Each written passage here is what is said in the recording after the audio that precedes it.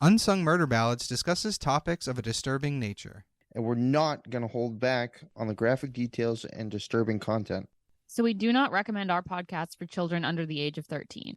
And while we respect the victims and their families involved in these tragic cases, we're also going to be critical of mistakes that are made during the investigations. And we're going to use dark humor to express ourselves now and then. So with that said, this podcast may not be for everyone. And that's okay. We're glad you're here checking us out. And if you've made it this far, welcome to the Unsung Murder Ballads family. And follow us on Instagram at Unsung Murder Ballads if you want to talk to us.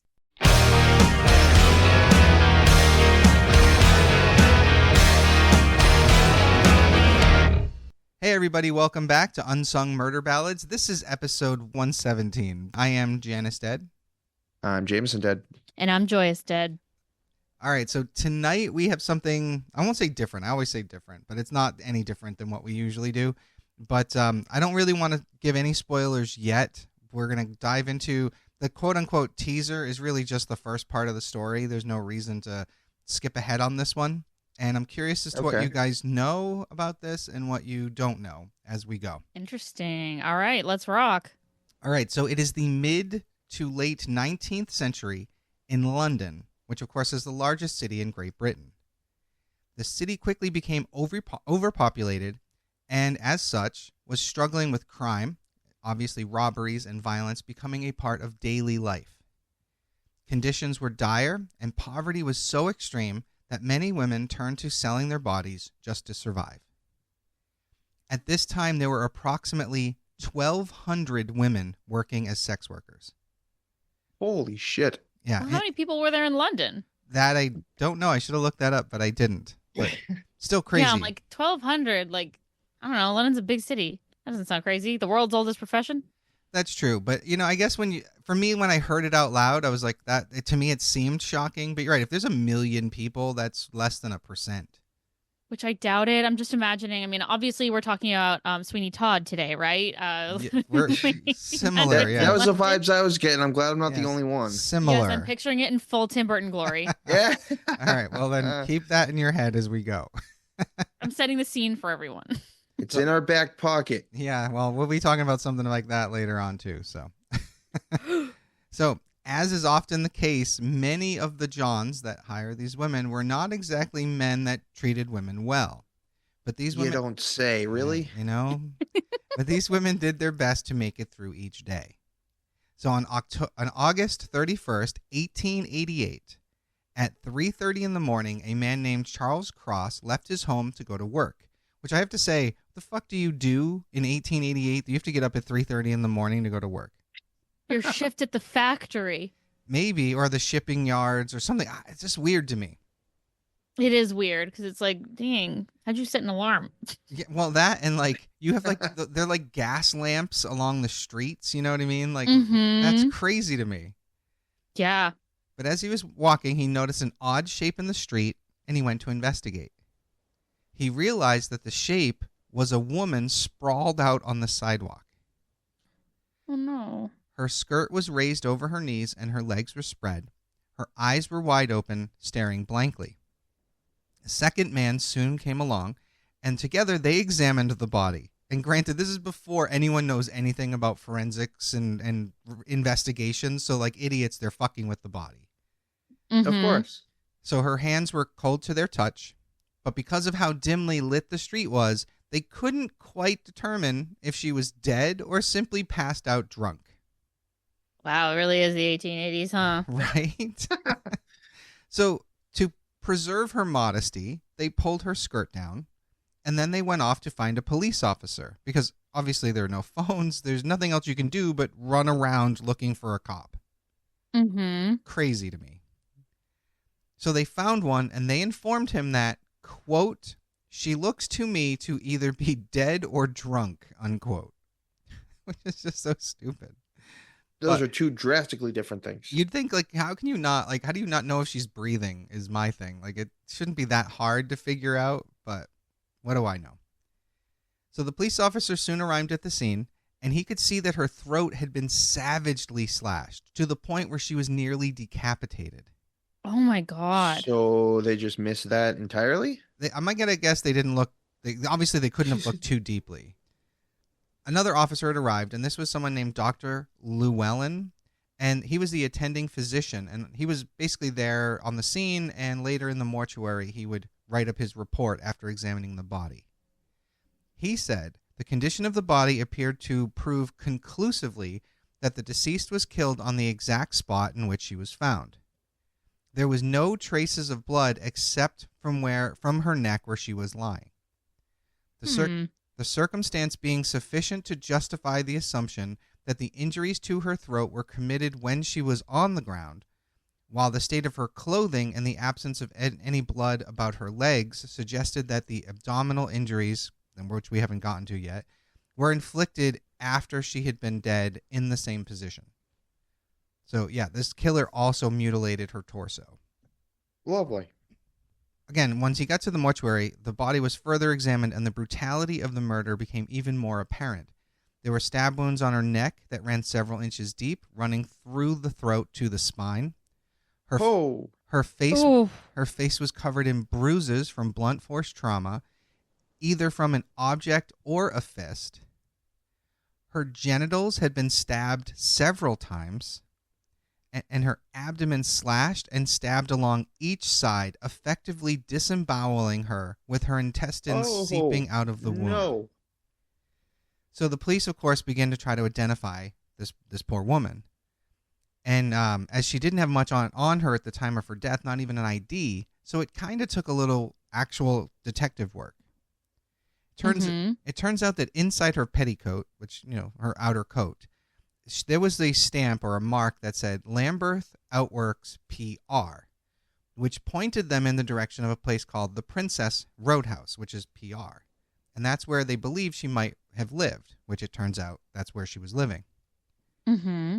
So this led them to a woman by the name of Mary Ann Monk, who was a resident at that place. And after she viewed the body, she identified the victim as Mary Ann Nichols, age 43. The following day, it was her husband, William, that confirmed her identity. And Mary Ann is the first victim of one of the most famous killers in history, Jack the Ripper. Shit. I had my suspicions when you were bringing up London, and I was like, it's too easy for it to be that. Yeah, we're going to do Jack the Ripper tonight. Ooh, nice. Cool. Yeah. It's cool that we have as soon as you started talking, I was like, we have a lot of detail for how long ago this is. Yes, and that's because this has been over-analyzed like you would not believe. Oh, yeah. That makes sense. So similar to for Joyous's information, this is just going to be a cursory overview because we're not going to dig too deep. We're going to obviously talk about the victims and the murders and some theories, but we're not going to dig so deep that you're going to get the names of every police officer and coroner and witness because we don't want to be here for 10 episodes. And I'm sure that information exists elsewhere if you're really needing to hear it all. Exactly. This is, again, even though it's not technically for Joyous's information, it is. And the other part it's for my information for sure. Right. And this is just, I won't go into any other detail until we get to each point, but there's a reason I'm doing this case right now. And it is amazing. So. All right. Cool. So Mary Ann Nichols was born Mary Ann Walker on August the 26th, 1845. She was married to a man by the name of William Nichols, and the couple went on to have 5 children. However, yeah, again, it's the times. I don't know how the hell. You're right. That's not even abnormal. That's like a normal amount. Because I think contraception existed in some form back then, but it's not like anybody was using it. Yeah. So because of her heavy drinking and alleged affairs, the two separated, and Mary Ann then began working as a sex worker, which in turn led William, her husband, to cutting her off financially. So even though they weren't together, he was still supporting her and the family. But once he realized that she was a sex worker, he was like, nope, I'm not giving you any more money. Which... Fuck them kids, right? I know, right? Like, it's one thing to punish her. It's something else to punish your children.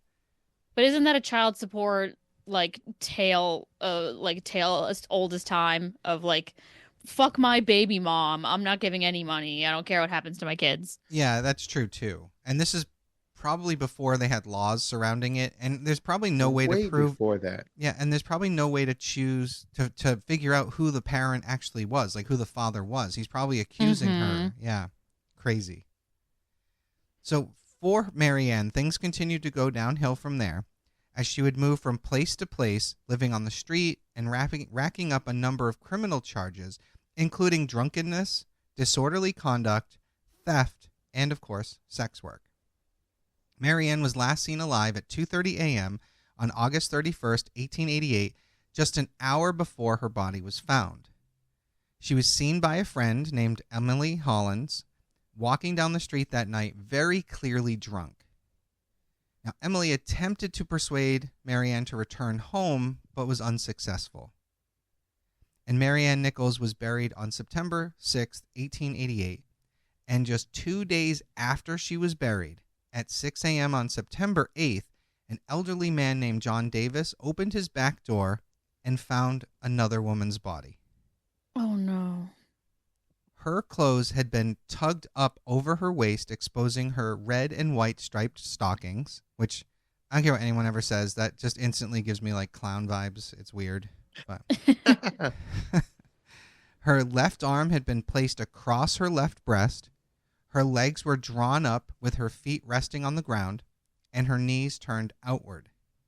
Her face was swollen and turned to the right, with her tongue protruding from beneath her front teeth, but not past her lips. So it's almost like I'm pretty sure this is like she was staged. Yeah. Her tongue was remarkably swollen, like to the point where they made sure to note it in the report. Holy crap. And her body was terribly mutilated. Oh. Now, this man, Davis, quickly alerted 3 other men, and they went and informed the police. The police quickly swarmed to the scene, including police surgeon George Phillips. Now, Phillips quickly deduced that this new killing was connected to the earlier murder of Marianne, as the method of slaughter was too similar to be a coincidence. He noticed that there was evidence that the victim was strangled before having her throat slit, and of the rest of her injuries occurred after her death. So, obviously an MO here. Mm-hmm. And just like the first victims, the wound to her neck ran several inches deep all the way down to her spine, and the weapon that was used was a similar knife in both cases. However, if the disembowelment of Marianne Nichols was considered brutal, this second attack was nothing short of horrendous. Oh, no. She had been torn open entirely, with a portion of her stomach being placed on her left shoulder. Oh. While another section of her stomach, along with her intestines, had been removed and placed on her right shoulder. During the official autopsy, it was revealed that her uterus, along with sections of her bladder and genitals, had been removed. But those weren't sitting nearby? No, there's no record. Like, not that I saw. There was no record of like they were just nearby or anything. They're just gone. Okay. The victim was eventually identified as Annie Chapman, 47 years old. Annie was born Eliza Ann Smith on September 25th, 1840. She was born to an unwed couple who would move around quite a bit. Even at a young age, Annie took up drinking quite heavily, and an acquaintance of hers said that while she was sober, she was very civil and very industrious, but when she was drunk, she was rather loud and argumentative. Sounds normal. Yeah, right? In 1869, Annie married a man named John Chapman, who was a relative of her mother's. Yeah. I hate that. Yeah, again, the times, I guess, but kind of weird. Right, I feel like that's at least a little bit weird even for the time. Yeah, I mean, maybe it's like a distant cousin, like a third cousin, a second cousin, where it's not so bad, but to me, yeah, I don't care. If you're related to a family member, we're not dating. Gross. The two had several children together, but sadly, after a series of misfortunes, including the death of their oldest daughter, Annie and John both began drinking heavily and eventually separated. Which sucks. How it goes. Yeah, that really sucks. sucks. Yeah. Now, John died years later, and then Annie turned to sex work to survive, diving deeper into her depression, and she took solace in more drinking. The account of Annie's last night went as follows. Annie was short on the necessary money she needed to rent the room for the night that she had been staying in, and when she told the person, the proprietor, that she couldn't pay, he told her, if you can't pay, you can't stay. So, after eating something, she left the lodging house at 1:30 in the morning, telling him, I won't be long, keep my bed for me. Which, at 1:30 in the morning, why aren't you just letting her fucking stay? But whatever. For real. But, you know. It's 18 whatever. I and know, they don't but care. But like 1:30 in the morning, it's already so close to sunrise. Like, give her a discount. I don't know. It's weird, but Yeah. so the last person to see Annie alive was Mrs. Elizabeth Long. She told the police during an inquest that she had witnessed Annie at 5:30 in the morning and that she was not alone. She testified that Annie was in the company of a dark man in a brown hat and a dark coat. He was slightly taller than Annie and looked to be about 40 years old. Annie Chapman would be dead less than a half an hour later. Wow. The autopsy showed that her lungs and brain membrane were at a point of advanced stages of disease, meaning that she would have died in a number of months anyway. And Wow. there's no evidence whether or not she was aware that she had this problem, which is crazy. Right. I mean, if you're constantly numbing yourself. Yeah, exactly. So Annie Chapman will be laid to rest on the 14th of September, 1888. Now, the police go into full investigation mode, and this because the similarities between the murders, were coming up with basically a serial killer theory before they called anything serial killers. Mm-hmm. Because of the precision with some of the attacks had, they were suspecting that the killer could have been a butcher, a physician, or a surgeon. And they were going door to door questioning people, in particular, people of those professions. That makes sense. Yeah, which is great and kind of crazy. It would suck being a doctor during that time, I would think. Oh yeah. So the press only added to the insanity of this situation. Mm-hmm. As they always. Some things are so consistent. Right? It's so funny. Actually, side note, I was watching something that talked about how when John Adams was president, he was getting a lot of bad press, and it turned out that the person feeding the press the information was Thomas Jefferson. No kidding. Yeah. Oh my God. This whole political divide goes all the way back to the beginning. It's fucking nuts. Wow. Yeah, it's really funny. But anyway, side note done. Truly. So at first, in the case of Mary Ann's murder, it was thought by many media outlets that she might have been the victim of gang violence. So basically, it soon after became widely accepted that she was only killed by a single person. So the gang violence kind of went away soon, but the media did perpetuate that for a while. Mm-hmm. Now, Mary Ann's death, when coupled with the death of two women months prior, was used to vilify police, and the media was calling the police incompetent for their failure to catch the killer. Again, they're just riling him up. Again, not all that different than today. Yep. People are people, and that's true throughout time. It's true. And, we've said this 100 times. I think with the way media works today, we're only becoming more aware of it. It used to be like we'd only see these things few and far between, but now we see it daily, and now it's getting old, in my opinion. So an infantryman named Edward Stanley was questioned for his connection to Annie, but he was cleared because he was away on active duty at the time of her killing. A Swiss butcher named Jacob Schmitz and a German hairdresser named Charles Ludwig was arrested under suspicion of being the killer on September 13th and 18th, respectively. Schmitz was mentally ill, and he fit the description of the murderer, while Ludwig was wanted for attempting to slash a woman's throat with a razor and for previous instances of Come violence. on, Sweeney. There you go. That's what I'm saying. Like you'll hear your Sweeney in a moment. Oh hell yeah. Sweeney Todd was German, and his real name was Charles Ludwig. Wow. There Bob you go. Barker who?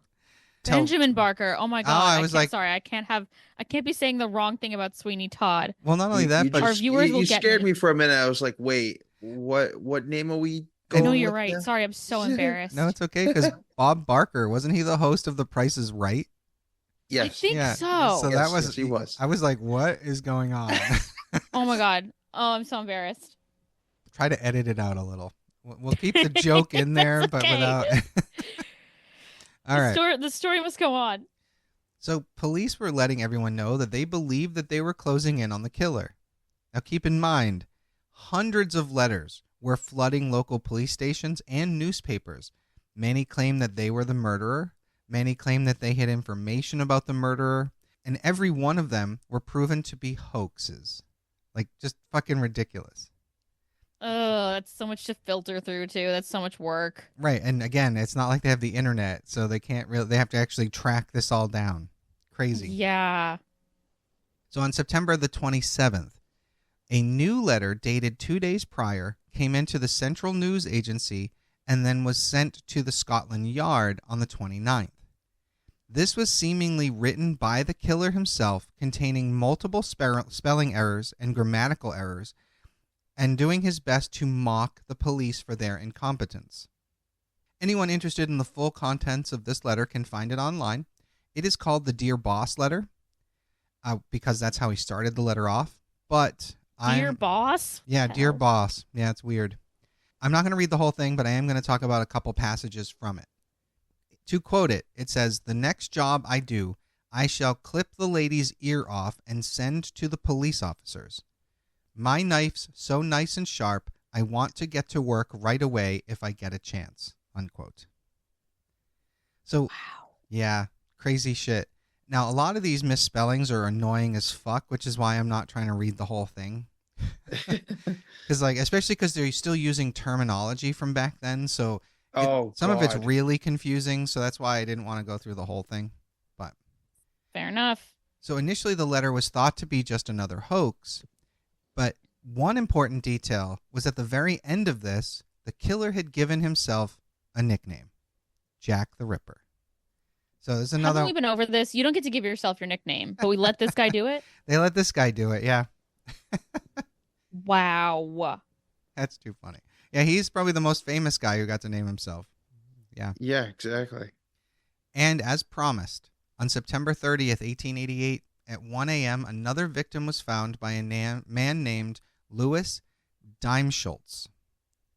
After a day of selling his wares, he had turned his horse and cart into his yard or the yard of a club he was staying at. But the horse shied to the left abruptly, and Louis could kind of make out a bundle on the ground, the shape of a bundle on the ground. So unable to see it clearly, he got off the cart, struck a match, and he was looking at the face of a woman. Her throat had been sliced open, and her body was still fairly warm. Blood was flowing freely from her open wounds. Oh. Now, panicked, he ran to check that his wife was safe before he did anything else, which is, okay, I get that. But afterwards, he ran to other men in the club, and they dispersed to find police. Because, again, you have to run around looking for police in this time. Mm-hmm. Soon, there were 8 police officers in the area. 8. Which is crazy. Yeah. Probably their entire force. That's what I mean. They must just keep them posted around everywhere. Yeah, that's my guess. Is if people are running around looking for the police, they must patrol the streets. They must walk around or hang out in particular areas or something. It's bizarre, but again, we live in a different time. Mm-hmm. And a different place. Yeah, that's true too. I've been to many different places, and there are some of them where there's police everywhere, and then like where I live, I almost never see a cop. Yeah, I only ever really see police when I'm out driving. You know. Yeah. And I think we've mentioned this before. And what I see now is the cops are sitting there in their cars looking at their phones. So back in the day, whenever you passed a cop, you'd be like, oh my God, am I speeding a little bit? Should I be worried? No, they're not even paying attention, in my opinion. So, No. yeah, it's weird today. So after speaking with witnesses who had left that nearby club as late as 12:50 a.m., it was clear that the woman had been killed just minutes before Louis had rounded that corner. A doctor by the name of Frederick Blackwell was the first doctor on the scene, and he was soon followed by Dr. Phillips. The woman's throat had been deeply gashed, and there was an abrasion about her skin about 1/4 of an inch in diameter, apparently stained with blood under her right brow. So, like, basically, not only did this person slit her throat, but just like the other victims, he's like hitting her in the face. Ugh. Both doctors concluded that the kill was made with one swift slash from right to left across her throat, severing the carotid artery and the windpipe, leaving her unable to scream and bleeding to death within a minute and a half. Now, their conclusions, as they're looking at this, was that with the direction of the slice, this was proof that the killer was right-handed. They also believed that the murderer had pulled her violently to the ground by a scarf that she was wearing. Now, her ear had also been injured, as if the killer had attempted to cut it off, which is what he said he was going to do in that letter. Mm-hmm. Now, this poor woman was identified as Elizabeth Long Stride. 2 separate words, Long Stride, not like a description. So she was born Elizabeth Gustafsdotter, which is hard to say, Gustafsdotter. She was born in Sweden on November 27th, 1843. She had moved around Sweden most of her early years, and rather quickly she had turned to sex work in 1866, so at 23 years old.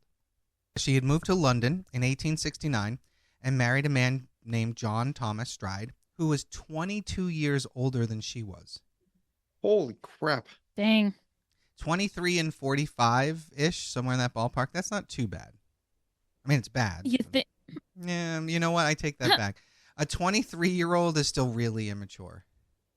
Yeah. Yeah, I take that statement back. Yeah, I take that statement back. Right. Like, I know. what? I didn't think it through. However, their marriage didn't last long, and it began to fall apart in 1874, and they officially separated in 1877. After the separation, Elizabeth found herself living in several common lodging houses, telling many of her Johns tall tales of her past, including how her husband and 2 of their supposed 9 children had been killed in the sinking of the Princess Alice on the River Thames. No. Now, the Princess Alice was a ship that had crashed into another ship, and the collision killed between 600 and 700 people.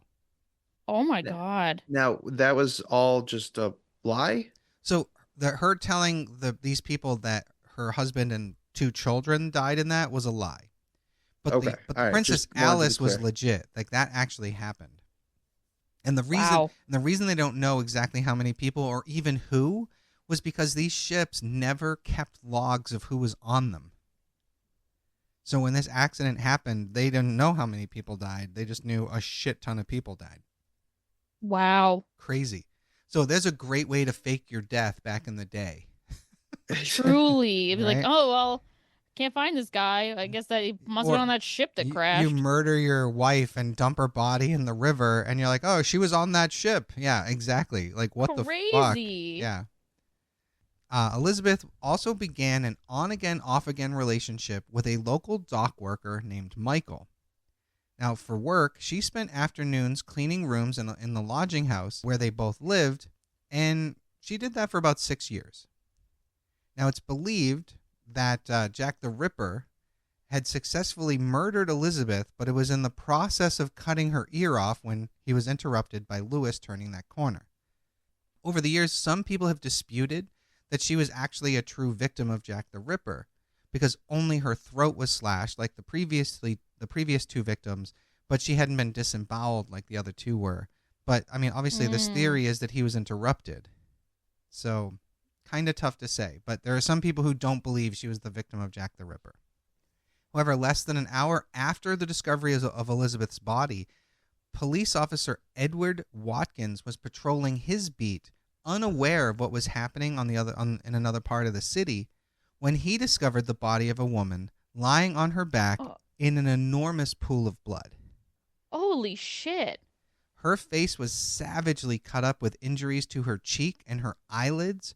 Her nose was completely severed. Her throat was slashed, and her abdomen had been ripped open and her intestines exposed. Oh, Portions it's of nasty. Portions of the woman's body were hacked off just as promised in the Dear Boss letter. Oh. The autopsy concluded that, like the other 3 victims, she had been killed by the slash to her throat, and all the other injuries were inflicted post-mortem. The coroners agreed that the killer had a precise hand, as if he had anatomical knowledge, and obviously that fit with the other victims. They also found a large portion of the victim's uterus and left kidney missing from the body. What the hell? Oh, these things being missing is weird. Yeah, he's taking trophies, and really bizarre trophies. And really specific trophies. And like, Yes. yeah, it really does like really point to having some anatomical knowledge because that wasn't common knowledge. Right, exactly. I mean, I feel like most people now, it's so much easier to access this information, but like, would everybody be able to recognize what a uterus actually looks like in the body? I don't Right. know. And now go back to 1888. Yeah. Truly. Yeah. I think that was still back in the days when a lot of people thought it was against like the laws of God to like look at a human body in that way. Mm. Yeah. I'm not 100% sure when that's shifted, but I do know as early as as late as the 1920s here in the US, women weren't allowed to attend classes about their own bodies. Like there was no sex ed or health, like, you know what I'm saying? Yeah, that they wouldn't even know. Right. So 1888 London, I doubt anyone knows what the hell a uterus even is. Truly. Most people, yeah. So the identity of this woman was soon revealed, and after her sister, a woman by the name of Eliza Gold, identified her, police learned that her name was Catherine Eddowes, and she was 46. She was born on April 14th, 1842, and she was the 6th of 12 children. Fucking crazy. Go off, Mom. Fucking Holy crazy. crap. That poor woman.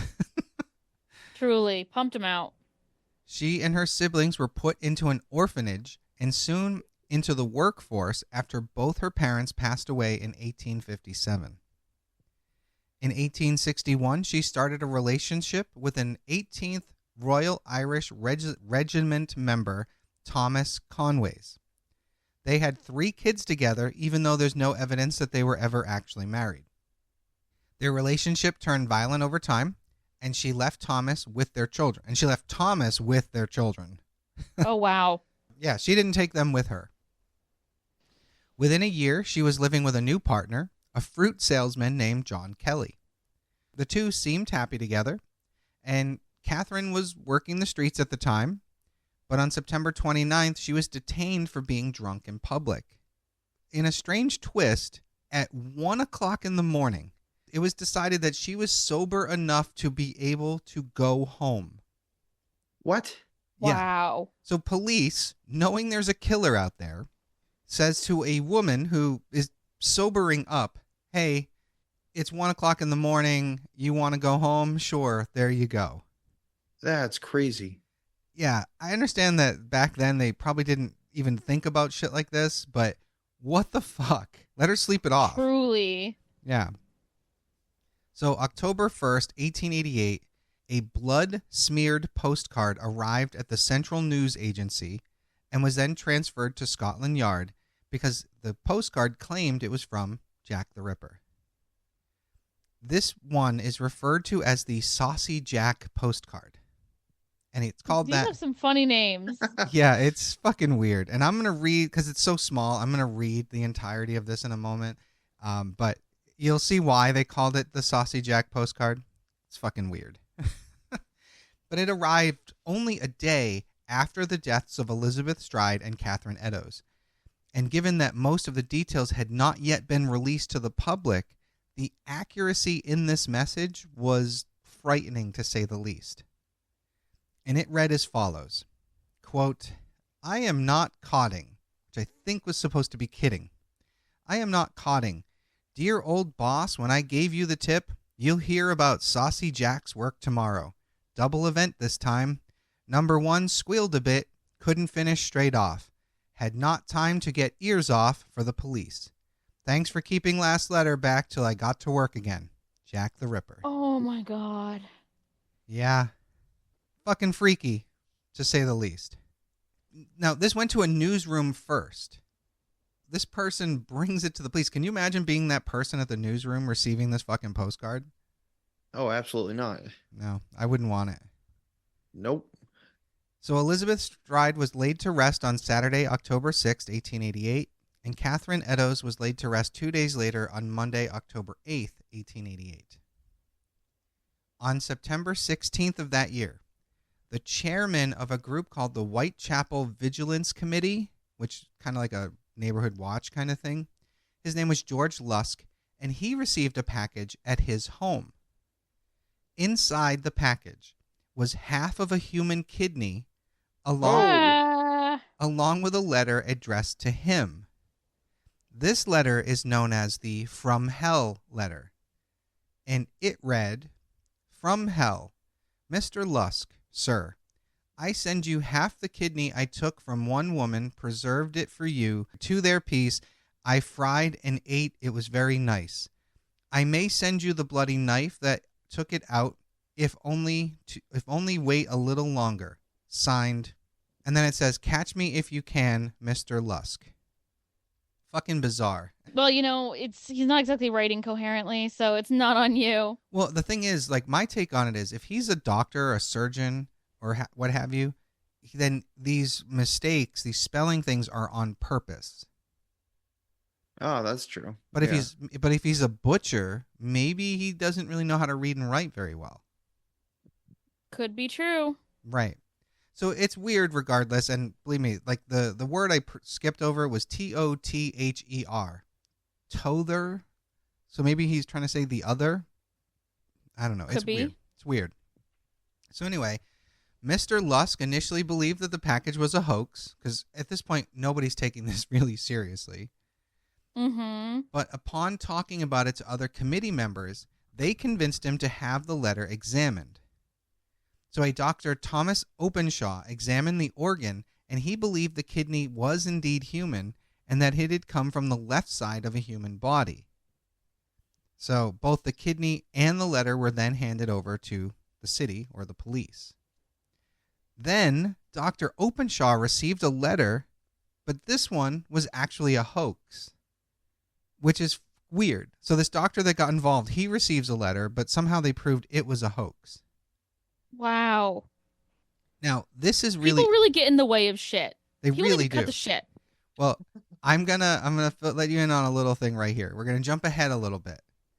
In 1931, 2 journalists confessed that they had written the Dear Boss letter and the Saucy Jack postcard, along with some of the other less famous letters. Apparently, they did this in an attempt to keep the story relevant and to sell their papers. Wow. Whoa. Fucked up. And they would have this information probably because they had sources inside the police department feeding them information, which is how that... So they found out that quick. Yeah. Fucking crazy. Wait, so they came up with the name Jack the Ripper? Yes.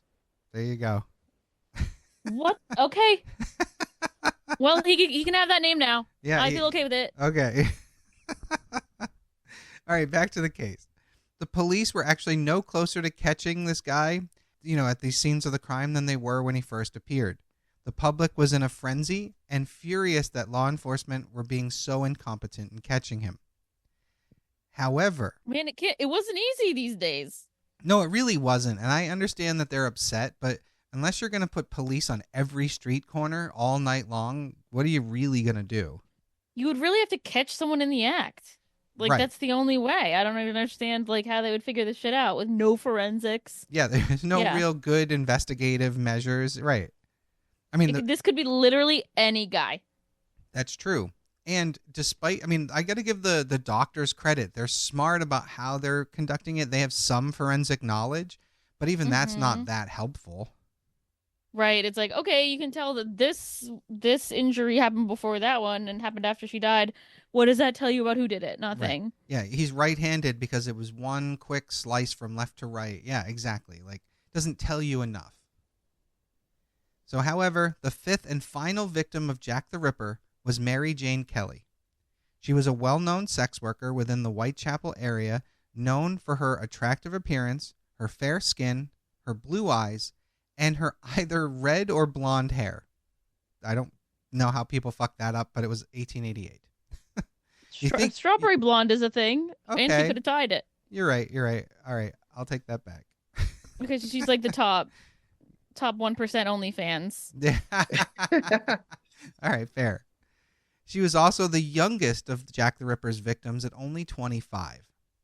Wow, okay, that's very different from the others. So not much is known about her early life, but according to her roommate, Joseph, with whom she was living, she told him that she had been born in 1863 in Limerick, Ireland, and moved to Wales with her family as a child. At 16 years old, she married a coal miner, only for him to be killed 3 years later in a mining explosion. Oh, shit. She then began living with her cousin, where it was thought that she began her work as a sex worker in 1884. Mary then relocated to London in 1886, and then she met a fish porter named Joseph Barnett, her roommate and friend here, and upon their second meeting, they decided to live together.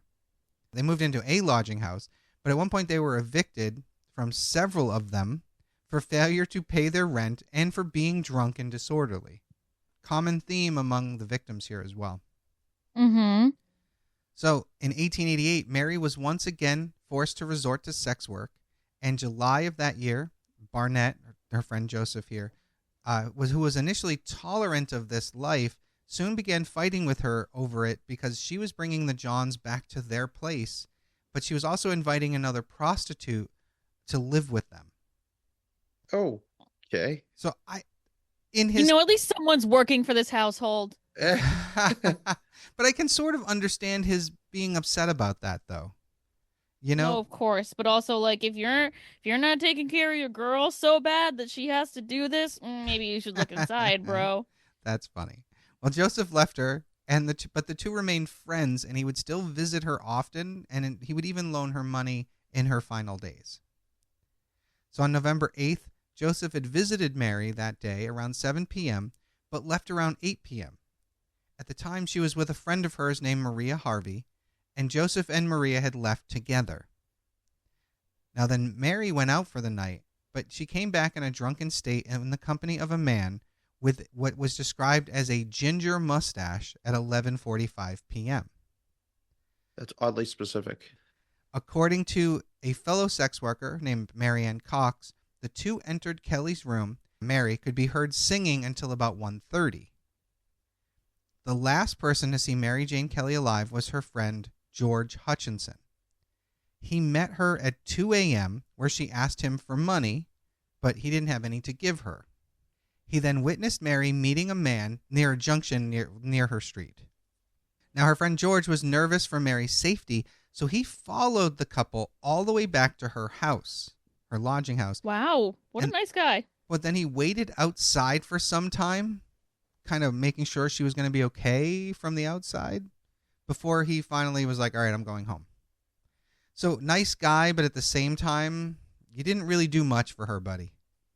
Just saying. Yeah. Unfortunately, it would be at 10:45 the next morning when the grisly discovery was made. Now, Mary's landlord, John McCarthy, sent his assistant, Thomas Boyer, to collect Mary's past due rent. Thomas knocked on the door, but there was no answer, and he found it locked. So, for some reason, I guess this was a type of door where when you left, the door wasn't locked, so he knew somebody was inside. I guess that was the only way to lock the door. So he went around the corner, and he tried looking in the window, and he was able to open the window, and he pushed back the curtain, and what he saw made him rush back to his boss, McCarthy, and tell him what he had seen. He later told journalists, "The sight that we saw, I cannot drive away from my mind. It looked more like the work of a devil than a man. I heard a great deal about the Whitechapel murders, but I declare to God, I have never expected to see such a sight as this. The whole scene is more than I can describe. I hope I may never see such a sight as this." Unquote. Ooh, this man's traumatized. Yeah, he's not going to sleep well for probably the rest of his life. Yeah, horrific. After calling for police, officers accompanied both men back to the lodging house, and when they looked through the window into the room, both of the police inspectors recoiled in horror and immediately called for backup. Ooh. So more investigators and the coroners were finally at hand, and they broke down the door. The room was covered in blood from the floor, down the walls, and up to the ceiling. Holy Ooh. crap. There were chunks of human flesh on top of Oh. the bedside table as if on display. Mm. Mary Jane Kelly had been absolutely obliterated. You Ugh. can see that again. Holy crap. Her throat had been cut so deeply that she was nearly decapitated. Her face was a mangle beyond recognition, with multiple stabs and cuts to her mouth, cheeks, eyebrows, ears, and nose. Oh. She was naked on the bed, lying on her back, and the sheet was stained deep crimson from the blood. Oh. Her skin was almost entirely peeled off. Oh. Yeah. Her abdomen had been ripped open and emptied of its contents. Ew. Yeah. So Dr. Phillips believed that Mary had been killed with the first single slash with the small knife to her throat, like all the other victims, and that all the mutilations happened after she was dead. Now, given the severity of the gruesome scene, the coroners also concluded that the destruction of her body would have taken up to 2 hours to complete. Oh. Shit. Yeah. So this George guy that followed her home did her no favors. Yeah, for real. Now, given the fact that Jack the Ripper was alone with this victim and no one knew he was there, he could and did take his time. He even burned her clothes in the fireplace. Police theorized that Jack the Ripper did that in order to light the room so he could see what he was doing. Because again, Well, that's 1888. Right. Ugh. Oh. Yeah. So Mary was taken to a mortuary, and that's where she was identified by her friend Joseph Barnett. I don't know how they could have identified her after that. He was only able to identify her by her ear and her eyes. And I got to be honest, I've seen the photos of what was left of her body because they have these coroner photos. I don't understand how anyone could look at that and even see a real human person. Oh, that's awful. It's a brutal image, and we're obviously not going to share that on our socials. So if anyone wants to see them, you can go check those out. So it was determined that Jack the Ripper was responsible, and that brought his body count up to 5. Mary Jane Kelly was laid to rest in St. Patrick's Roman Catholic Cemetery on November 19th, 1888. After this, no more murders fitting the same exact MO was reported to police, and Jack the Ripper was never seen again. Now, Mary Ann Nichols, Annie Chapman, Elizabeth Stride, Catherine Eddowes, and Mary Jane Kelly are the 5 women generally accepted to be the victims of Jack the Ripper. However, they aren't the only women who've lost their lives in the Whitechapel area in that time frame. I mentioned 2 murders that took place before Mary Ann Nichols when the media was kind of giving police shit. And that falls under the possible category for Jack the Ripper. The first of those was a woman named Emma Elizabeth Smith, who was a sex worker of 45 years old, who was killed in the Whitechapel area on April 4th, 1888, several months before Mary Ann was murdered. She was attacked and sexually assaulted, but managed to survive and walked back to her lodging house. However, the next day she fell into a coma and soon passed away. So there are theories that persist that she may have been Jack the Ripper's first victim. The second was a woman by the name of Martha Tabor, also a sex worker. Her body was found at 5 a.m. on August 6, 1888, only 1 month before Mary Ann was killed. She was stabbed a total of 39 times in the neck, torso, and genitals by a short blade by a right-handed individual. Yeah, that sounds like him, huh? To me, those two sound like his first victims in that he's figuring out what works and what doesn't work. Mm-hmm. So, but again, they're not officially attributed to Jack the Ripper. So after Martha's death, Jack the Ripper killed the 5 women we've been discussing, but Mary Ann Kelly wasn't the last one. The first one after Mary Kelly was killed on December 12th, 1888, and this was Rose Millers, and she was 26 years old and a sex worker. She appeared to have been strangled, and further examination of the body concluded that, this is strange, that she might have accidentally hung herself in a drunken stupor. Oh. Oh, Yeah, okay. they said that because there were no apparent signs of a struggle, but when they looked into it, the coroner classified it as a murder. So they're like, well, maybe that was Jack the Ripper mixing it up, because maybe they got too close to him or something. Right. I don't know if I buy that one. So the next one was Alice Mackenzie, who was murdered on the 7th of July, 1889, which was the first killing outside of the year 1888. She was found with her throat cut in an alley, and her body had been mutilated. But one of the coroners were positive that this was not one of the Ripper's victims, but the other coroner disagreed. And lastly, on September 10th of 1889, an unidentified woman's torso was discovered under a railway arch in Whitechapel. Her head and legs were missing and were never found.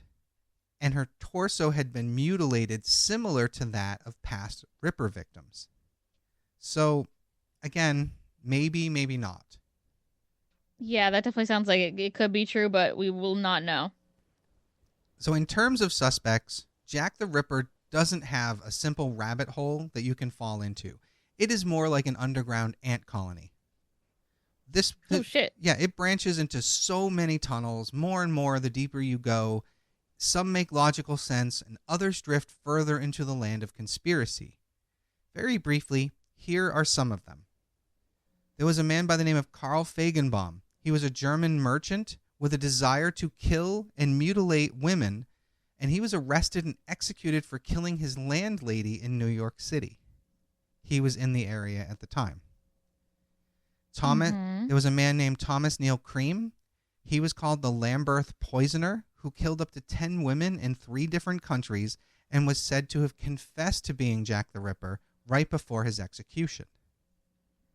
But, anyone could have done that. Exactly.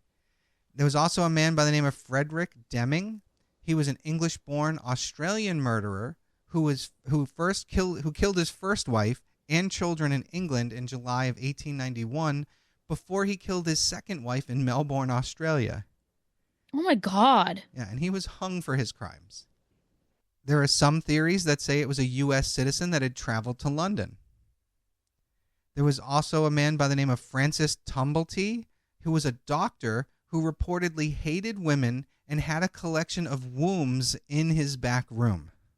Hey, what the fuck? What? Yeah, that's a pretty big contender, doctor. Yeah. Holy crap. Having a collection of wombs. And even the writer Lewis Carroll, who wrote the Alice in Wonderland books, even he was a suspect in this. Whoa, what? Ow. I didn't dig too deep. This is a cursory thing, but obviously he's probably not him. Let's be honest. But he has a reputation for some shady shit. Like apparently Alice, the character of Alice, was based on a child that he was doing nude portraits of. So Lewis Carroll. What the fuck? Yeah, Lewis Carroll has his issues. Oh, I didn't know that, and I hate it. Yeah, it kind of changes Alice through the looking glass, doesn't it? Mm-hmm. Oh. Yeah. Now you feel dirty. Whatever. Like, it has nothing to do with me. So, there are a lot of other suspects that have been looked into over the many, many years. And if anyone wants to dig into all of them, I recommend you do so. We're not going to do them here tonight. And the reason we're not going to do that here tonight is one solid reason. After 137 years, they have finally discovered who Jack the Ripper actually was. What? No way. 2025, they figured out who Jack the Ripper was. How? What?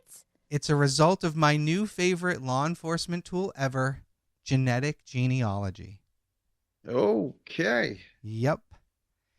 English historian and author Russell Edwards said that DNA found on a shawl that was recovered from the scene of one of the killer's vicious slayings was tested, and it revealed that Jack the Ripper was a 23-year-old Polish immigrant named Aaron Kosminski, who died in a mental institution in 1919. What? How did they connect that? What? We'll get to it. Aaron Kosminski moved to England as a child, where he worked as a barber in Whitechapel. Shut up. Shut up. Oh, that's fucking fantastic. He started showing symptoms of mental illness in 1885 and had been committed to a number of insane asylums.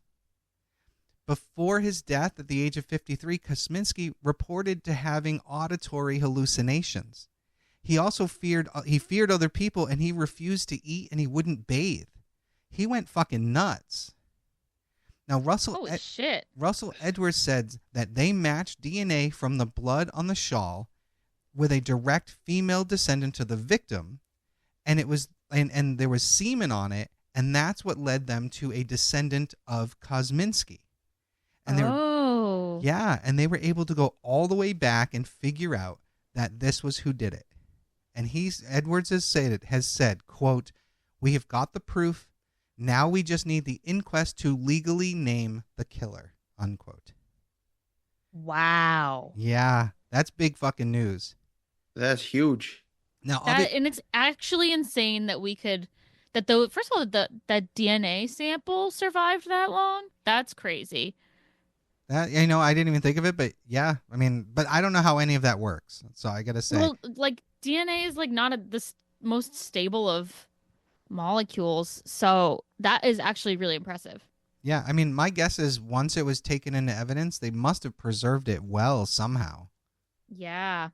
Or something. I do know that at some point it was believed that someone bought the shawl from someone, and that's how this person, what's his name, Russell Edwards, got it in his possession. But either way, it's fucking crazy to think that we have DNA linking, semen found all the way back to Jack the Ripper. Unless this is the most elaborate hoax of our day. Oh, Truly. That would just be twisted. I'd be so pissed. I'm not gonna lie. Right? That'd be crazy. I might have to look. If this turns out to be a hoax, I'm gonna find this fucker and punch him in the face. Truly. Because I was so excited when I heard about this like 2 weeks ago. I mentioned that something big had happened, and I was working my ass off to get this episode put together so that we could do this as quickly as possible. So.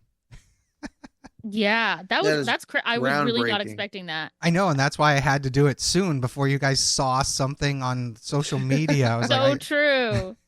Because I was so afraid when I said it was Jack the Ripper that one of you was going to say, "Didn't they just announce?"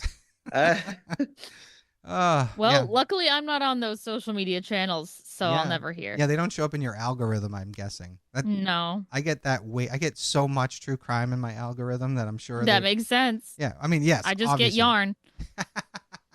Yeah, I get true crime and board games. Yep. Too funny. So that was the case of Jack the Ripper, finally, hopefully solved after all this time. I'm so excited. Really satisfying. Wow. Yeah. Yeah. And you guys thought, like, fucking Janus giving us another unsolved case. Right? Unfortunately, there was no justice for Kosminski.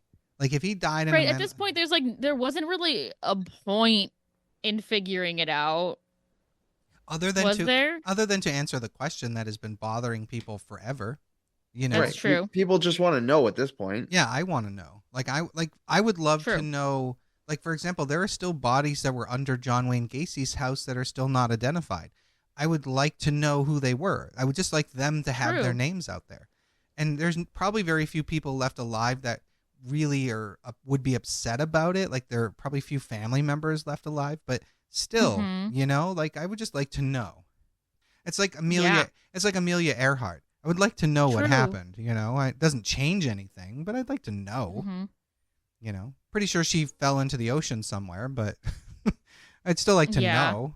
So Be cool to have confirmation. yeah, so that's why I'm glad they did this, and I'm really hoping it's not the world's biggest hoax, but it seems like a strong thing. It's being reported quite a bit, and again, I'm surprised you guys didn't hear it. So I'm very happy you did. Yeah.